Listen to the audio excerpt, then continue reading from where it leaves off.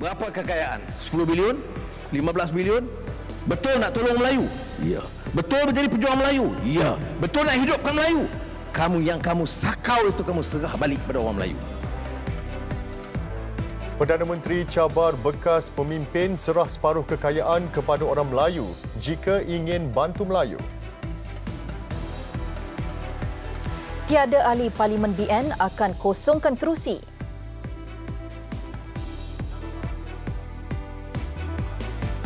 Peningkatan kes COVID-19, KKM atur langkah pelindungan sesuai.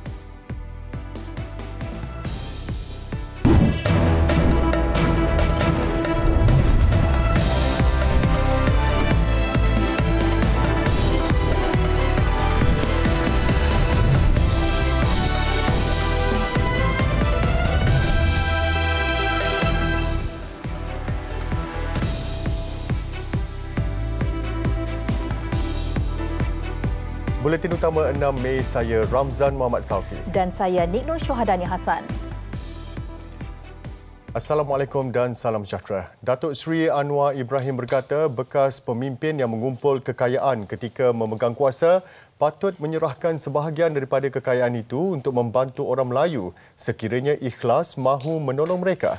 Perdana Menteri berkata tidak guna golongan itu memperkayakan diri semasa berkuasa dan hanya lantang bersuara mengenai nasib orang Melayu sesudah tidak lagi memegang jawatan. Jangan guna kuasa untuk memperkaya sanak saudara. Kemudian bila dah kaya anak sanak saudara, bila hilang kuasa, dia cakap hidup Melayu, nak selamatkan Melayu. Kalau betul nak selamatkan Melayu, saya nak bagi tahu pembesar-pembesar, tun-tun dan tan-sri yang kaya-kaya ini, begini. Betul nak tolong Melayu? Ya. Yang kamu ambil berpuluh-puluh bilion untung, bagi setengah pada orang Melayu besok. Beliau menegaskan apa yang dicadangkannya harus diambil maklum oleh bekas pemimpin berkenaan. Berapa kekayaan? 10 bilion? 15 bilion? Betul nak tolong Melayu? Ya. Betul menjadi pejuang Melayu? Ya. Betul nak hidupkan Melayu? Kamu sakau itu kamu serah balik kepada orang Melayu. Datuk Seri Anwar berkata demikian pada Majlis Rumah Terbuka Malaysia Madani di Universiti Teknologi Mara UiTM, Pulau Pinang. Di pentas sama, Perdana Menteri juga memberi amaran secara tidak langsung kepada pihak yang cuba menjatuhkan kerajaan perpaduan pimpinannya. Katanya pihaknya tidak akan bertolak ansur sekiranya ada yang melakukan sabotaj dan cuba mengganggu gugat usaha kerajaan memajukan negara. Datuk Seri Anwar berkata demikian kerana beliau muak dengan kabar angin berterusan berhubung rancangan untuk menjatuhkan kerajaan perpaduan pimpinannya. Pelaburan dari bukan sahaja negara China, India, Amerika, Australia melonjak naik kerana keyakinan pelabur asing terhadap pimpinan dan kerajaan yang stabil di negara kita. Jangan sabotaj. Kalau kita dah beri ruang dan cuba mengganggu gugat, kita akan bertindak sewajarnya tanpa tolak ansur. Datuk Seri Anwar berkata demikian pada Majlis Rumah Terbuka Aidilfitri Malaysia Madani di UiTM Pulau Pinang di Permatang Paus siang tadi. Justru beliau menggesa pihak terbabit membentangkan usul undi tidak percaya terhadapnya di sidang Dewan Rakyat akan datang. Datuk Seri Anwar bagaimanapun mahu perkara itu menjadi episod terakhir agar perhatian boleh ditumpukan untuk membangunkan negara. Desas-desus ini tidak menguntungkan. Kalau benar ada angka, jangan mengigau. Jangan mempersulitkan rakyat.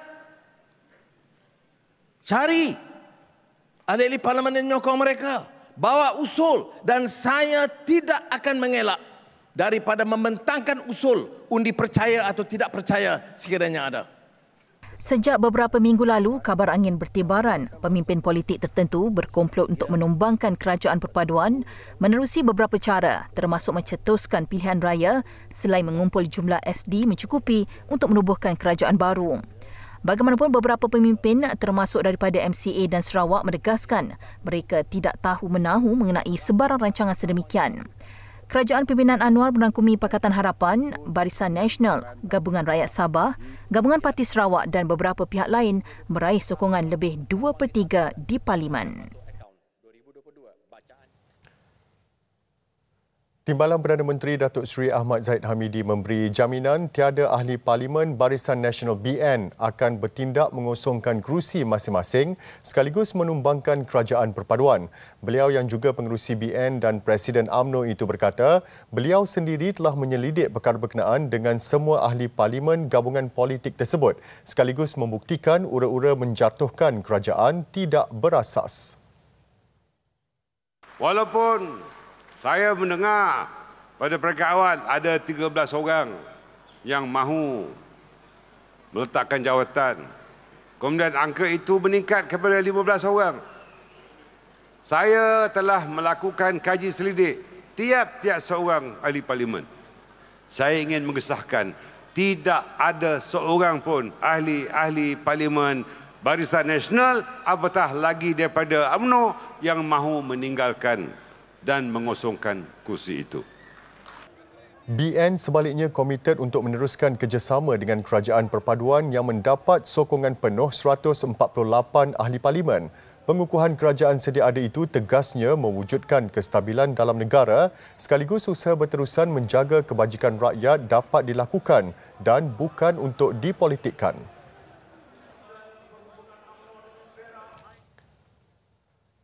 Sementara itu, rundingan pembahagian kerusi antara Barisan Nasional BN dan Pakatan Harapan PH di 6 negeri yang terbabit dengan pilihan raya negeri PRN kini hampir selesai.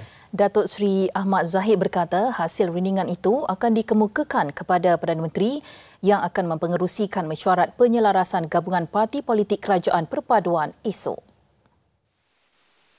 Hasil rundingan antara BN dan PH di peringkat negeri dijangka dimuktamadkan di peringkat nasional dalam tempoh terdekat. Lepas ianya diselesaikan, semua keputusan negeri-negeri akan dibawa ke parti masing-masing sebelum ianya diadakan perundingan di peringkat nasional untuk kita memuktamadkan pembahagian, terutamanya pembahagian kursi-kursi. Beliau ditemui pada majlis rumah terbuka anjuran Badan Perhubungan UMNO Negeri Melaka di Masjid Tanah. Hadir sama pada majlis itu ialah Pengerusi Perhubungan UMNO Negeri Datuk Seri Abdul Rauf Yusof yang juga Ketua Menteri Melaka, Menteri Dalam Negeri Datuk Seri Saifuddin Nasution Ismail, Menteri Pertanian dan Keterjaminan Makanan Datuk Seri Muhammad Sabu serta Timbalan Menteri Belia dan Sukan Adam Adli Abdul Halim. Mengulas lanjut, Datuk Seri Ahmad Zahid yakin pemimpin BN dan PH di peringkat negeri mempunyai persefahaman yang tinggi dalam soal pembahagian kerusi bagi menghadapi PRN kali ini. Ujarnya, sebarang persoalan yang timbul dalam isu pembahagian kerusi akan diselesaikan di peringkat dalaman parti dan negeri terlebih dahulu. Justru beliau yakin tidak berlaku pertindihan kerusi antara BN dan PH. Pada majlis sama, Datuk Seri Anwar turut mengumumkan kesediaan Putrajaya menambah dana bagi membolehkan projek transit aliran ringan LRT segera dilaksanakan di Pulau Pinang. Ia akan dilaksanakan melalui kaedah penambahan dana dalam satu skim kewangan kepada kerajaan negeri itu bagi pelaksanaan projek berkenaan. Jelasnya Pulau Pinang berdepan kesesakan lalu lintas yang keterlaluan sejak sekian lama dan amat memerlukan LRT untuk mengatasi masalah berkenaan. Justru satu pertemuan dengan kerajaan negeri akan diadakan dalam tempoh antara 1 hingga 2 minggu lagi bagi membincangkan skim pelaksanaan projek terbabit. Pengumuman itu juga jelasnya adalah usaha meredakan pelbagai isu kontroversi yang melanda pentadbiran kerajaan termasuk berkaitan projek Tambak Laut Selatan Pulau Pinang PSI. Saya telah meneliti dengan rakan-rakan jemaah menteri. Dahulu itu saya mengambil kesempatan di sini mengumumkan untuk meredakan permasalahan pengambil alih tanah pulau supaya dapat dikaji semula, diperkecilkan skop.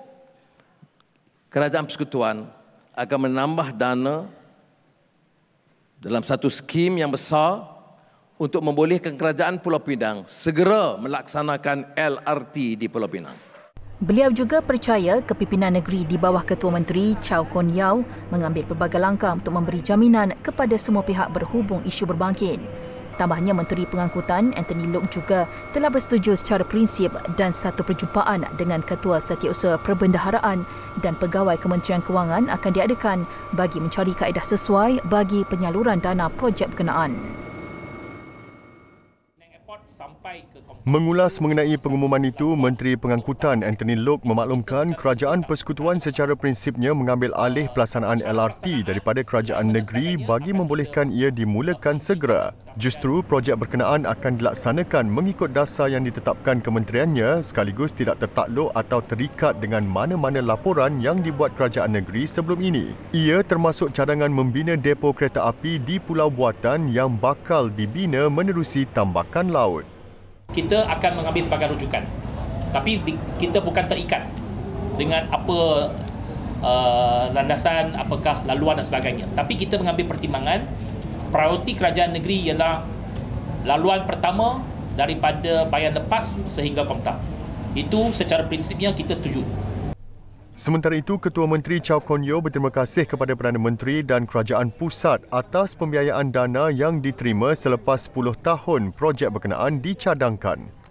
So this is the best Aidilfitri gift for the people of Penang after the state government have gone through a very tedious process withstanding all the pressure from the rakyat and the NGO. Withstanding the pressure from the rakyat who wanted the project to be implemented as soon as possible.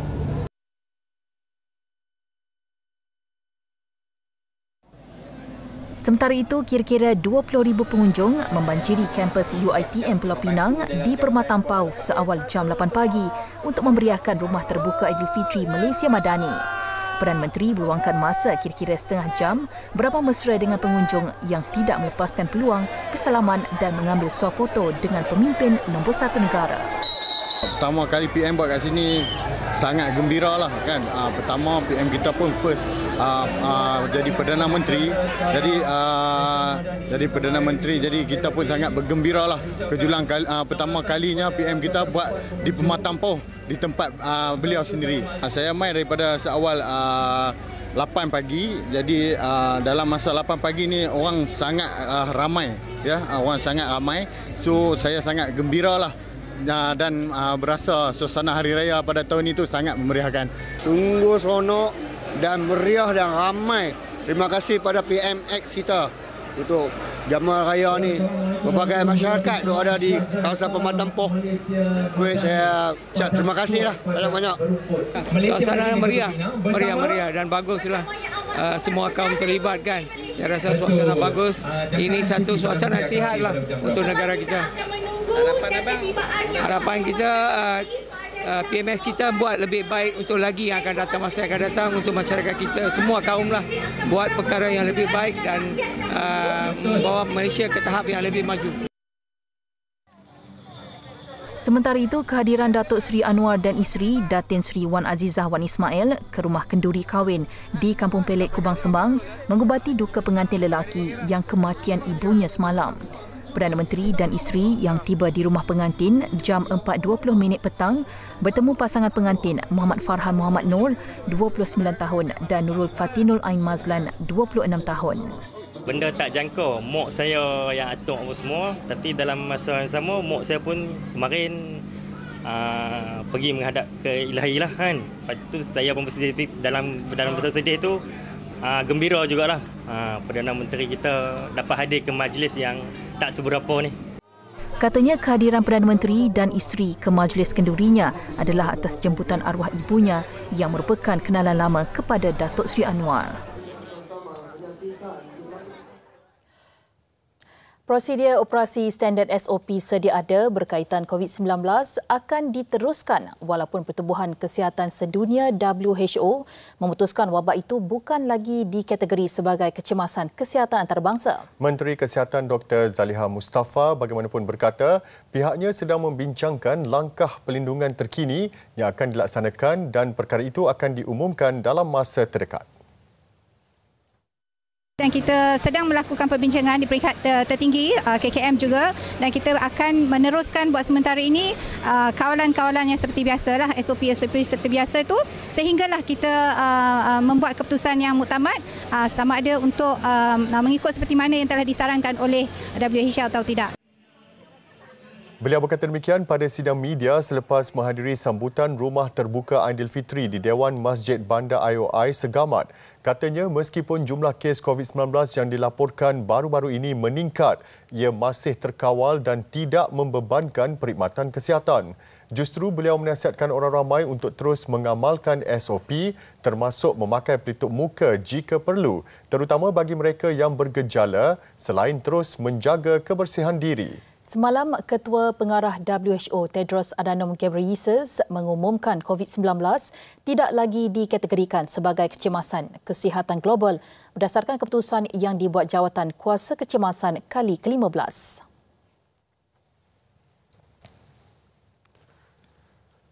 Yang di-Pertuan Agong Sultan Abdullah Riayatuddin Al-Mustafa Billah Shah dan Raja Permaisuri Agong Tunku Hajah Azizah Aminah Maimunah Iskandariah berkenan berangkat menghadiri istiadat pertabalan Raja Charles III. Seri Paduka Baginda berdua antara 2,000 ketua negara, wakil kerajaan luar negara, Menteri Pertama, kerabat diraja asing dan ahli keluarga diraja yang dijemput khas untuk menghadiri istiadat berkenaan.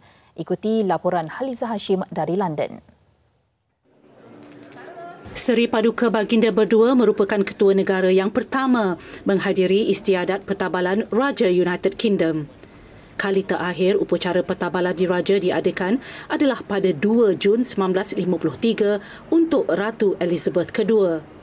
Ketika itu Tanah Melayu masih belum merdeka dan institusi yang di-Pertuan Agong masih belum wujud.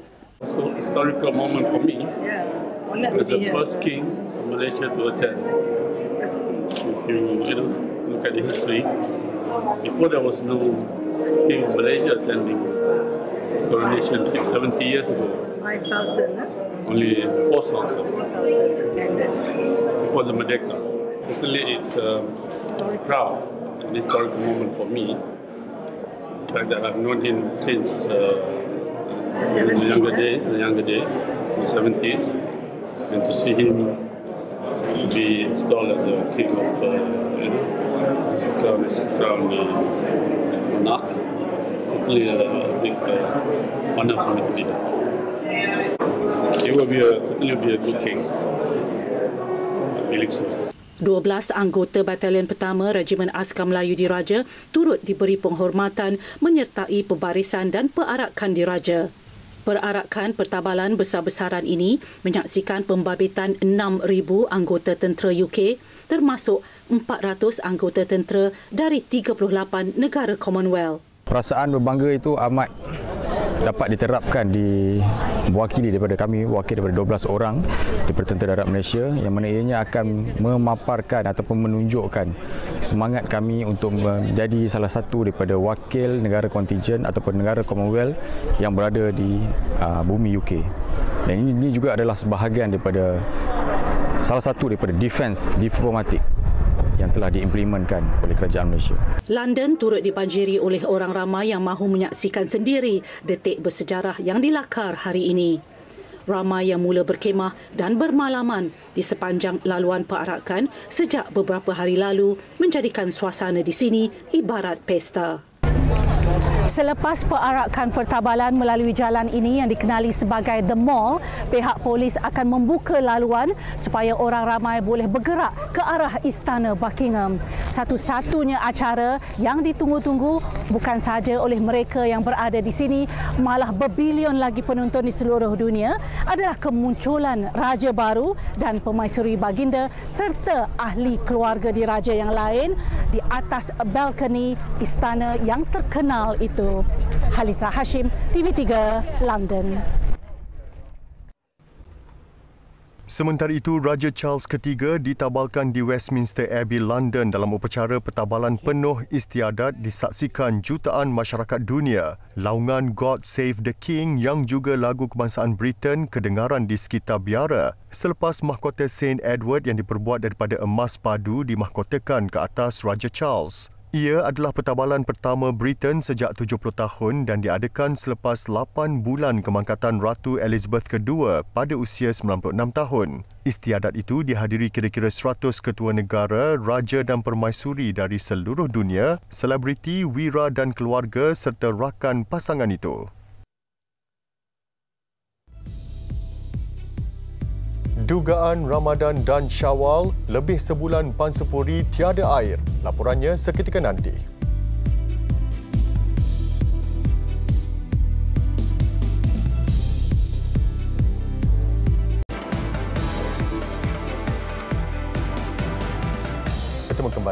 penjawat awam yang memanggil rakan sekerja dengan gelaran sayang atau dia boleh dikenakan tindakan tata tertib. Perlakuan itu dikategorikan sebagai gangguan seksual dalam satu surat edaran oleh Suruhanjaya Perkhidmatan Awam SPA bertarikh 7 April lalu.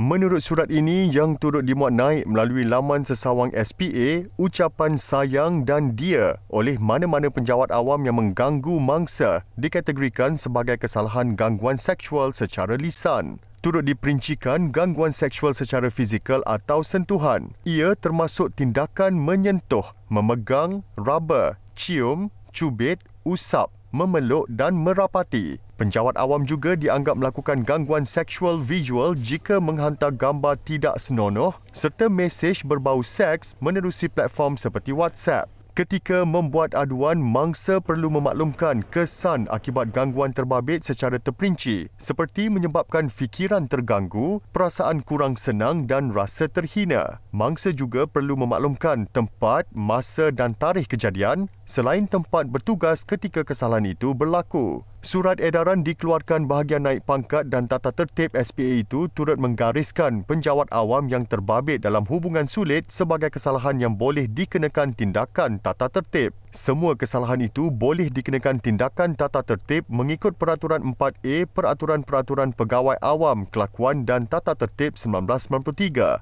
Antara hukumannya, lucut hak emolumen, tangguh pergerakan gaji, turun pangkat atau dibuang kerja. Variasi program musim raya untuk tontonan semua. Aplikasi Durio Plus pun percuma. Dapatkan pack aneka dengan Unify.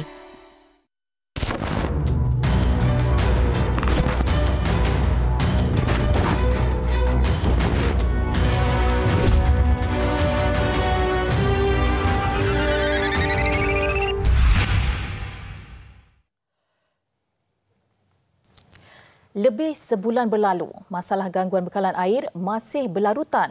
Itu yang terpaksa dihadapi lebih 2,200 penghuni Pangsapuri Mutiara Kasih di Lahad Datu Sabah yang menempuh bulan Ramadan dan Syawal dengan penuh dugaan. Keluhan mereka disuarakan kepada aduan rakyat melalui Wakil Rangkaian Media Prima Sabah dan Sarawak, Muhammad Yazim Mahmud.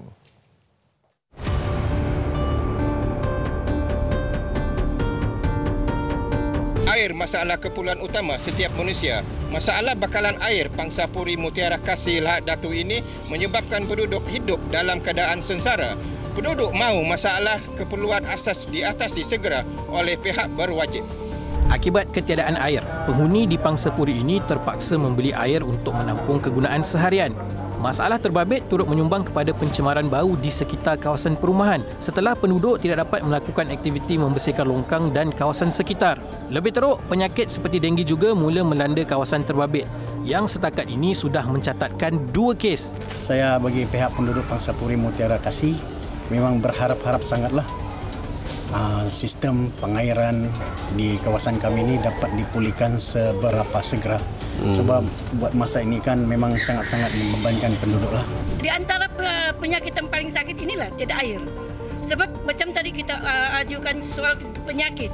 Penyakit itu datang daripada kekotoran. Masalah kekurangan air terawat di Lahad Datu antara punca berlakunya isu bekalan air di kawasan itu. Perkara berkenaan disahkan oleh Jabatan Air Lahad Datu berikutan kapasiti pengeluaran hanya 74.5 MLD berbanding permintaan 126 MLD iaitu kekurangan 40.87%.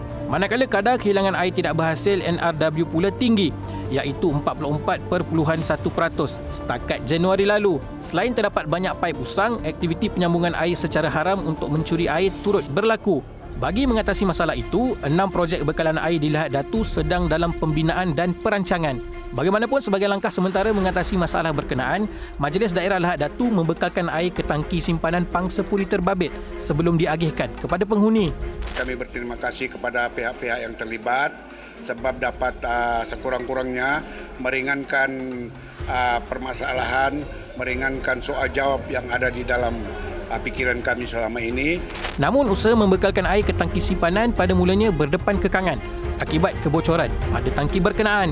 Kebocoran itu kemudiannya diperbaiki oleh Majlis Daerah Lahad Datu. punca utama yang baru dikenal pasti pula berkaitan dengan pengumpulan tangki air di kawasan berdekatan dengan perumahan Mutiara Kasih ini, yang mana tangki tersebut telah bocor, dan jabatan dan majlis daerah akan cuba membantu dalam membantu untuk menampal tangki-tangki pengumpulan air itu untuk tidak bocor. Emailkan aduan anda beserta nombor telefon untuk dihubungi ke aduanrakyat@tv3.com.my. Muhammad Yazim Mahmud, Aduan Rakyat, TV3, ambil berat.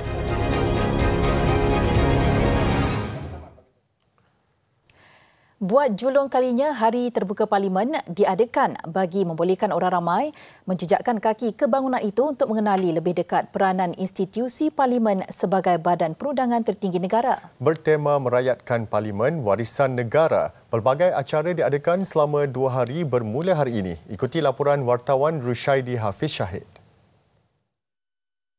Majlis Perasmian Hari Terbuka Parlimen disempurnakan yang di-Pertua Dewan Negara Tan Sri Yais Yatim. Turut hadir yang di-Pertua Dewan Rakyat Datuk Johari Abdul dan Ketua Pentadbir Parlimen Malaysia Datuk Awang Alik Jeman. Pelbagai manfaat boleh didapati dengan penganjuran Hari Terbuka Parlimen ini. Tidak hanya merasai juadah makanan tetapi juga memperoleh pengetahuan. Antara acara yang diadakan, pameran negarawan, pameran buku, persembahan kesenian dan kebudayaan, demonstrasi masakan makanan warisan, jualan makanan, kraft tangan serta lukisan dan karikatur. 48 pempamer daripada pelbagai kementerian, jabatan, agensi kerajaan, pertubuhan bukan kerajaan NGO, Kedutaan Austria dan Kedutaan Palestin serta bahagian komunikasi Parlimen mengambil bahagian dalam acara ini. Nak tengok Parlimen kita lah. Sebab selama ni tak pernah dapat datang dan tengok. Hari ni bila terbuka, rasa nak tengok lah Parlimen tu. Okey. So, Makcik dah masuk ke Dewan kita masuk tengok dah? Dah masuk dah Dewan Parlimen dan juga Dewan Negara. Ini peluang kita ambil untuk tengok sebenar sendiri macam mana dalam keadaan Parlimen ni lah. Dan kami juga dia maklumkan bahawa ada berbagai-bagai jenis makanan daripada setiap daerah ataupun negeri lain. Jadi kita pun mungkin nak try tengok macam mana kan. Selalu tengok dalam TV je, tak pernah datang sini. Sebab rumah pun jauh kan, saya datang dari jauh. So sekali-sekala kebetulan kena cikgu cakap ada lawatan tu, nak pergi lah. Pada majlis ini, Tan Sri Rais turut melancarkan buku bertajuk Parliament of Malaysia, Pillar of the Nation Democracy yang dihasilkan oleh kerjasama pegawai penyelidik dan penterjemah Parlimen Malaysia. Rushaidi Hafiz Syahid melaporkan untuk TV3. Sidang Kemuncak Negara Laut Hitam kecoh. Perwakilan Ukraine tumbuk wakil Rusia. Laporannya dalam segmen antarabangsa sebentar lagi. Masih bersama Buletin Utama. 3 kru kapal tangki yang dilaporkan hilang selepas MT Pablo terbakar pada Isnin lalu tidak ditemui dalam badan kapal berkenaan. Pengarah Maritim Malaysia Johor Nurul Hizam Zakaria berkata, perkara itu susulan usaha pencarian dalam MT Pablo selepas kapal itu selamat dinaiki semalam. Katanya pencarian dilakukan di kawasan kapal yang selamat dilalui termasuk bahagian anjungan hingga bilik jentera. Bagaimanapun tiada sebarang petunjuk berkaitan 3 mangsa terbabit. Hasil pemantauan unit tindakan khas dengan helikopter AW139 Maritim Malaysia mendapati sudut kecondongan kapal semakin bertambah. Pasukan itu mendapati asap kelihatan keluar dari corong atas sebelah kanan kapal tangki. Berdasarkan hasil pencarian dan penilaian keselamatan itu, Penyelaras Mencari dan Menyelamat Maritim MRSC Johor menangguhkan operasi cari lamat sehingga petunjuk baru ditemui.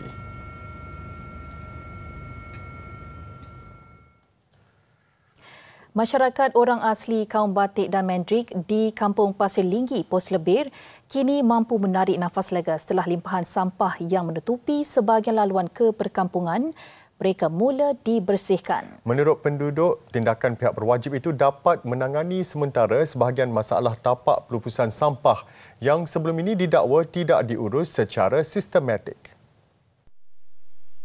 Penduduk sebelum ini mengadu mereka sentiasa berdepan masalah timbunan sampah yang dibuang di tepi jalan sehingga melimpah ke atas jalan serta mengganggu laluan utama penduduk ke Jalan Kuala Krai, Gua Musang dan bandar. Susulan laporan masalah itu yang disiarkan media baru-baru ini, tinjauan hari ini mendapati kerja-kerja pembersihan dan penyelenggaraan kawasan berdekatan jalan itu telah dilakukan pihak terbabit. Limpahan sampah dibersihkan dengan menggunakan jentera sebelum dibuang ke tapak perupusan sedia ada di tepi jalan berkenaan. Difahamkan kerja-kerja pembersihan bermula semalam akan diselesaikan sehingga esok. Wakil penduduk menyambut baik tindakan daripada pihak berkenaan dan berharap agar perkara itu tidak akan berulang lagi demi keselamatan dan kesihatan penduduk. Okey, saya ucapkan terima kasihlah kepada pihak Majlis Daerah kerana mengusahakan dan membuangkan sampah yang beratur-atur tepat ni. Jadi hari ini kan saya ucap terima kasih. Selepas ni tak akan berulang lagi benda yang sama ni. Saya minta kepada pihak yang berkenaan Majlis Daerah tu tolong pantaulah seperti yang mana dia buat sekarang ni. Kita orang asli kalau sampah macam jadi terbiar, maknanya jadi tak sesuai lah tempat lalu lalang untuk keluar masuk. Mereka bagaimanapun berharap kerja pembersihan dapat dilakukan termasuk dengan mencuci jalan yang masih berbau busuk kesan sisa air sampah. Penduduk Kampung Pasir Linggi dan Kampung Macang sebelum ini menyuarakan rasa kesal setelah tapak pelupusan sampah tidak diurus secara sistematik sejak sekian lama. Tapak berkenaan dipercayai menampung sampah yang dikutip dari sekitar Dabong. Sementara itu, Setiausaha Majlis Daerah Dabong Muhammad Nur Hisham Abdullah ketika dihubungi menjelaskan pihaknya telah melakukan kerja-kerja pembersihan setiap bulan. Namun, ekoran longgokan sampah yang terlalu banyak menyebabkan ia melimpah ke atas jalan dalam tempoh berkenaan.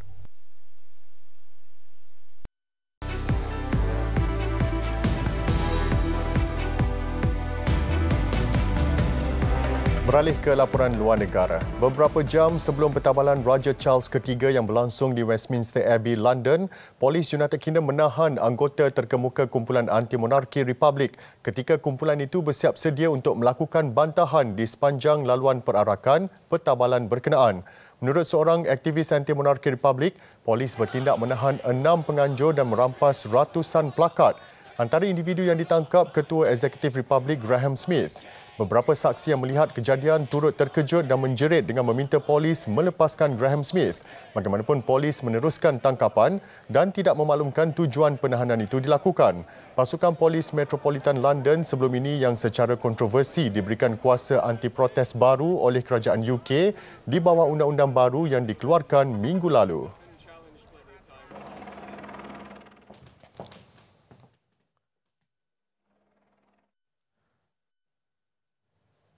Pergolakan bersaudara di Sudan masih belum mencapai titik noktahnya. Krisis politik berpanjangan dilihat membawa kepada kehilangan lebih ramai nyawa rakyatnya sendiri. Adakah perjuangan kedua-dua pihak bertelagah berbaloi? Untuk memahami dengan lebih mendalam krisis politik di Sudan, ikuti laporan khas yang disediakan Azib Zikri Abdul Halim.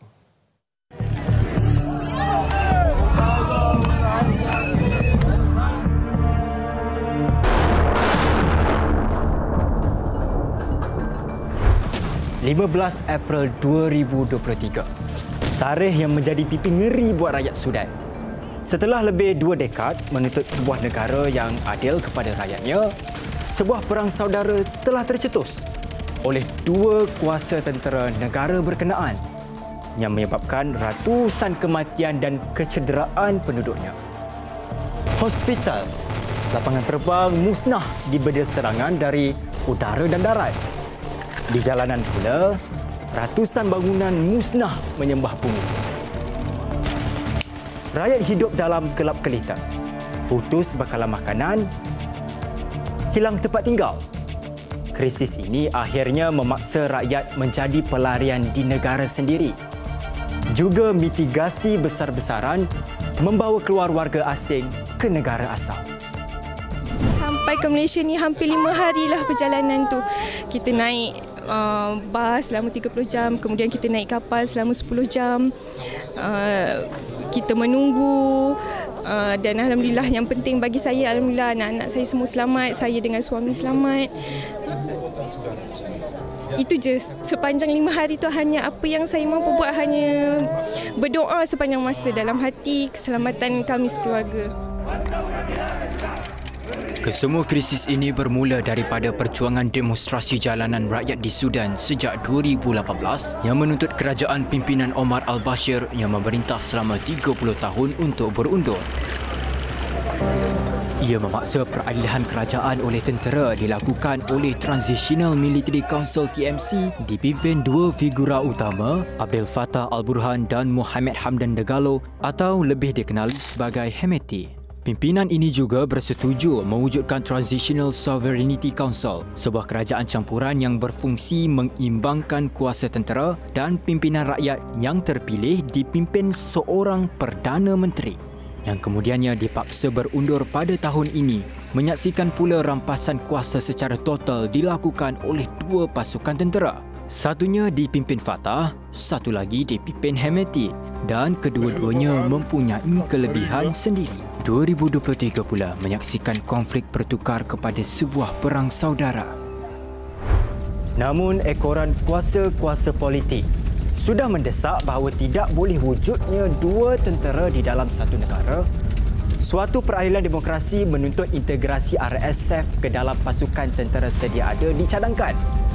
Namun kedua-duanya tidak bersetuju atas tempoh peralihan, yang akhirnya membawa kepada pertempuran yang bermula di Khartoum, ibu negara Sudan.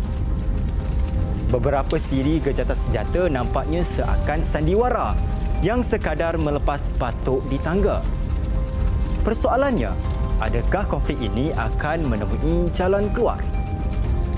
Ditambah pula dengan korupsi, ditambah pula dengan sekarang ni perebutan kuasa yang disokong oleh kuasa-kuasa besar. Jadi tidak menunjukkan bahawa konflik ini akan selesai dalam masa yang terdekat. Dia akan melalui jalan yang panjang. Dan pastinya pihak-pihak yang berkepentingan akan mengambil peluang-peluang di atas perjalanan yang panjang yang berliku. Langkah negara-negara antarabangsa membawa keluar rakyatnya dilihat satu langkah tepat agar tidak terheret sama dalam kancah perang saudara ini. Ketegangan ini juga perlu dibawa ke meja perbincangan sekalipun dibayangi kuasa asing, mengetepikan ego dalam meredakan konflik persahabatan, menuntut sebuah negara yang adil dan demokrasi buat rakyatnya. Azif Sikri Abdul Halim, TV3. Sidang Kemuncak Negara Laut Hitam kecoh seketika apabila perwakilan Ukraine bertindak menumbuk wakil Rusia. Ekoran tidak puas hati. Insiden itu tercetus apabila wakil Rusia sebelum itu bertindak menyentak bendera Ukraine dalam satu sesi fotografi. Alexander Marikovsky kemudian menumbuk perwakilan Rusia berkenaan sambil merampas mula bendera negaranya. Kejadian itu berlaku di pekarangan bangunan Parlimen sewaktu sidang Pertubuhan Kerjasama Ekonomi Laut Hitam BSEC berlangsung. Sebelum insiden berkenaan dilaporkan, beberapa ahli perwakilan Ukraine bergelut dengan pengawal keselamatan sewaktu mereka cuba untuk melakukan tunjuk perasaan. Ketika perwakilan dari 13 negara BSEC bersidang, dilaporkan dron Rusia terus-menerus melancarkan serangan ke ibu negara Ukraine, Kiev. Buat masa ini, tiada rundingan damai untuk menamatkan perang Rusia-Ukraine diusulkan.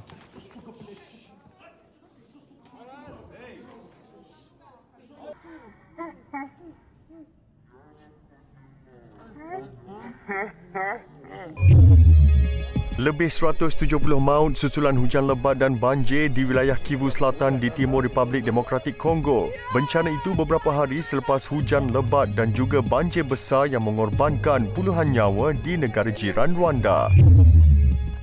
Di England, kumpulan kempen politik Britain led by Donkeys mencipta arca pasir di pantai Redcar, United Kingdom. Kumpulan itu merakam lukisan berkenaan menggunakan drone dengan perkataan Charles the Last sebagai simbol mempersoalkan kedudukan monarki itu.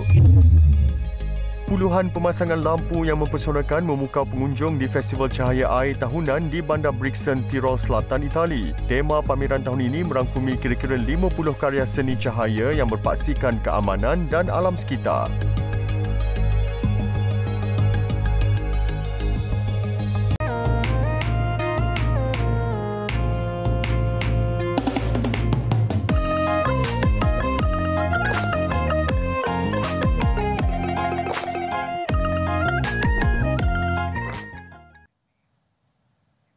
Salam sejahtera. Malaysia memulakan hari rasmi pertama saingan sukan si Kemboja dengan meraih 2 emas, 2 perak dan 5 gangsa setakat jam 8 malam tadi. Bagi perebutan emas, acara karate memberikan kegembiraan dengan 2 emas dari acara komite lelaki dan wanita. Manakala pingat-pingat lain pula disumbangkan dari acara basikal Bukit Wanita, lari berhalangan serta jujitsu. Penantian emas Malaysia berakhir tepat jam 4.10 petang waktu tempatan di gelanggang karate di Arena Pusat Konvensyen Choi Chang Va, Phnom Penh. Ia menyaksikan pingat emas berkenaan dirangkul si Syamalarani dalam kategori komite wanita bawah 50 kg. Lebih gemilang, atlet berusia 25 tahun ini menewaskan Juni Suki dari Filipina yang juga juara dunia 2022 menyaksikan Syamalarani mempertahankan pingat emas di Hanoi tahun lalu.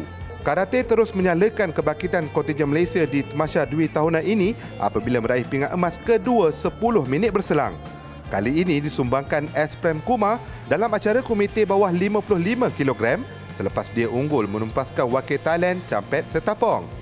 Lebih bermakna, kejayaan ini umpama balas dendamnya pada edisi lalu apabila dia tewas dalam kategori berat 60 kg di Hanoi.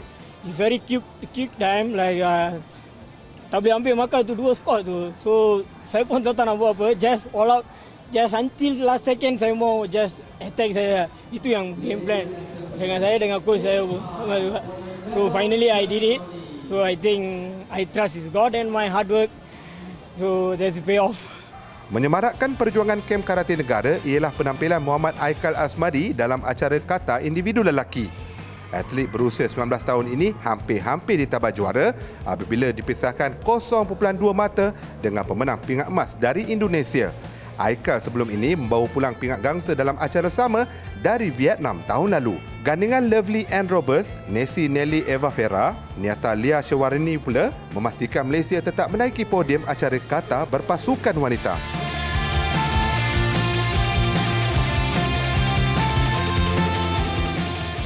Di Siem Reap yang menjadi lokasi pertandingan basikal bukit, Malaysia tidak menghampakan dengan memenangi pingat perak. Nur Ashira Zainal Abidin menceriakan kem negara apabila menaiki podium rentas desa XCO individu wanita.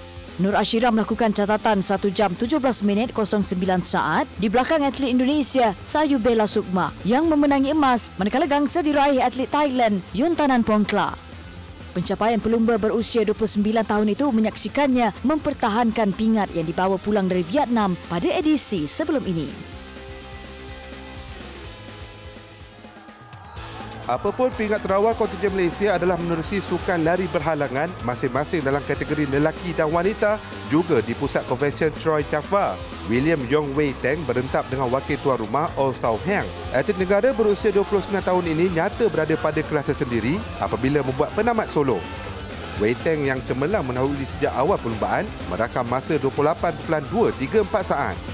I'm feeling very happy. It's like I never thought I would be the first in these SEA Games to win a medal. And so the pressure was really high. Yesterday when ISN told me, if you get the bronze medal, that's the first medal for Malaysia this game. And it is pressure, but I believe they helped me positively push harder. Kontingen Filipina mendominasi podium 1-2 apabila Mark Julius memenangi emas dan Kevin Jeffrey meraih pingat perak. Wan Atira Hidayah Ahmad Fauzi pula berkongsi pingat gangsa bersama atlet Indonesia Anggun Yolanda Syamsul Hadi dalam saingan individu wanita. Sekalipun Anggun berjaya memintas Wan Atira di saat akhir untuk merakam catatan 39.598 saat, pihak penganjur memutuskan kedua-duanya berkongsi pingat. Emas acara ini diungguli atlet Filipina Precious Satarin Chabuya yang menewaskan rakan senegaranya Kaizen Cipriano Dena Serna.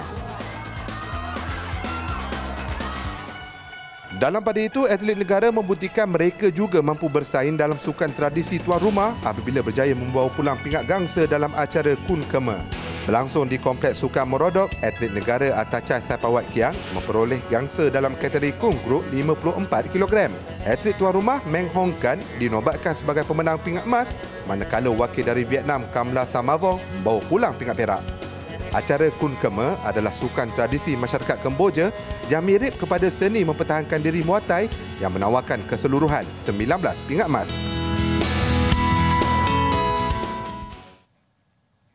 Misi pingat emas skuad hoki dalam Dewan Lelaki dan Wanita pula semakin hampir direalisasikan.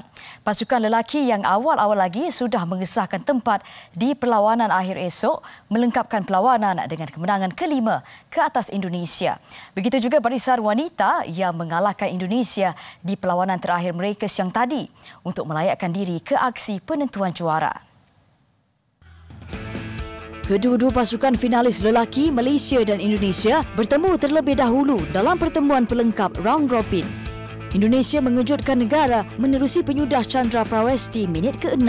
Pada suku kedua barulah Muhammad Firdaus Omar menyamakan keadaan untuk Malaysia dari pukulan sudut penalti minit ke-13. Minit ke-30 lawan cuba bangkit apabila Muhammad Firdaus menghasilkan gol penyamaan dari gerakan padang. Tempoh 5 minit terakhir dimanfaatkan sebaiknya anak buah Muhammad Hanif Cik Halim menghasilkan 2 gol masing-masing dari jaringan padang Abdul Khalik Hamidin minit ke-35 dan pukulan sudut penalti Syed Muhammad Syafiq Syed Cholan minit ke-37. Skuad wanita juga melepasi cabaran Indonesia di Dinosaur Park Hall, Choi Chang Va Convention Centre. Irene Hussein meletakkan Malaysia di hadapan menerusi penalti minit ke-6 sebelum ia disamakan Desi Wardani 3 minit berselang. Barisan bimbingan Muhammad Badrul Hisham Osman unggul di suku kedua melebarkan kedudukan 3-1 hasil gol kedua pribadi Irene dan Nur Atira Muhammad Ismail masing-masing dari gerakan padang. Minit ke-20 keadaan berubah 2-3 apabila Nuraini Sugiyarti menjaringkan gol padang. Irene kemudian menyempurnakan penalti sekaligus melengkapkan hat-trick 3 minit sebelum suku ketiga tamat. Mengumpul 13 mata membolehkan mereka mengiringi penampilan skuad lelaki di perlawanan akhir dalam misi mempertahankan pingat emas edisi 2017 yang kali terakhir dipertandingkan. Skuad bola sepak lelaki kebangsaan memilih laluan sukar pada Tamasya Sukan C kali ini apabila tewas 0-2 kepada Thailand pada aksi kedua kumpulan B. Ia sekaligus menyaksikan skuad kendalian E. Elavarasan jatuh di tangga ketiga dan berdepan misi wajib menang ke atas juara bertahan Vietnam selepas ini bagi menghidupkan peluang ke separuh akhir. Pengendali kebangsaan E. Elavarasan melakukan 4 pertukaran dalam kesebelasan utamanya ketika menentang Thailand di Stadium Prince Phnom Penh. Beraksi dalam keadaan cuaca panas hampir 40 darjah Celsius, Thailand tampil lebih garang untuk mendominasi permainan pada babak pertama. Beberapa percubaan tempat Thailand cukup mencemaskan kubu negara. Mujur penjaga gol Sik Izhar Nazril Sik Azman beraksi tangkas menyelamatkan gawangnya daripada dipolosi. Malaysia yang sekali-sekala melancarkan serangan turut berpeluang merobek pintu gol Gajah Perang, namun jentera hadapan yang diketuai pemain berdarah Scotland Fergus Tierney nampak tumpul sehingga tamat babak pertama. Bersambung selepas rehat, Elavarasan memasukkan 5 tenaga baru bagi mengimbangi kekuatan Thailand. Percaturan itu bagaimanapun tidak menjadi seperti yang diharapkan dengan Thailand berjaya memecah kebuntuan jaringan menerusi penyudah Anand Yoksangwal minit ke-73. Ketika skuad negara masih tercari-cari ruang untuk melancarkan serangan, pemenang pingat emas terbanyak acara bola sepak sukan itu menggandakan jaringan. Kali ini melalui Yot Sakon Burapa 6 minit sebelum tamat masa permainan. Tiada lagi gol menyusul, skuad negara tewas 0-2 kepada Thailand sekaligus jatuh di tangga ketiga dengan 3 mata. Selepas ini, skuad negara akan berdepan satu lagi lawan sukar iaitu juara bertahan Vietnam pada aksi ketiga Isnin ini sebelum menamatkan aksi kumpulan B menentang Singapura 11 Mei nanti. 2 pasukan terbaik dari kumpulan A dan B layak ke separuh akhir. 2 emas tetap hari baik buat kontingen negara yang mula memperbaiki carta kutipan pingat menerusi 9 kilauan keseluruhan yang diraih. Peluang masih ada untuk menambah pingat memandangkan ada lagi acara yang sedang berlangsung khususnya 6 wakil negara yang melayakkan diri ke peringkat akhir akuatik renang malam ini. Berikut ialah kedudukan semasa 11 negara bertanding.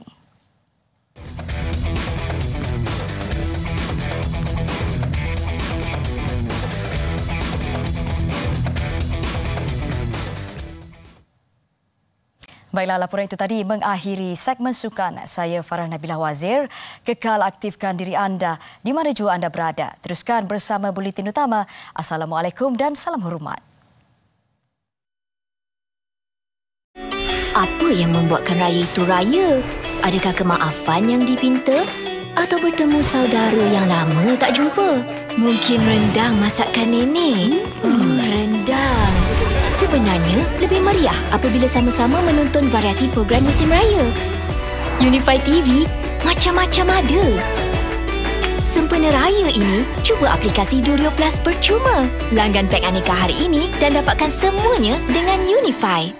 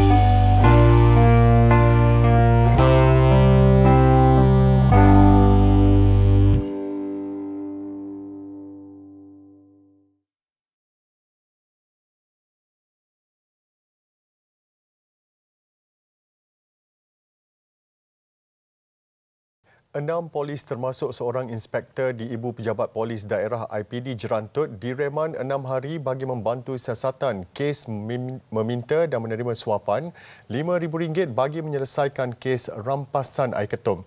Perintah reman sehingga Khamis ini dikeluarkan Magistrate Muhammad Shah Reza Nur Azman.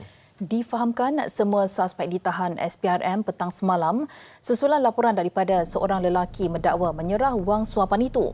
Ia sebagai imbuhan bagi menyelesaikan kes serbuan dan rampasan air daun ketum di rumah pengadu 3 Mei lalu.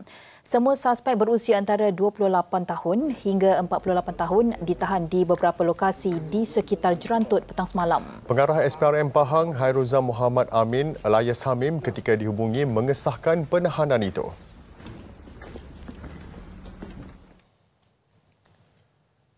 Hari ini tertulis sejarah baru dalam sistem monarki antara yang tertua di dunia, Pertabalan Raja United Kingdom. Sekitar istiadat Pertabalan Raja Charles III menutup buletin utama malam ini. Dengan itu, salam hormat. Assalamualaikum dan selamat malam.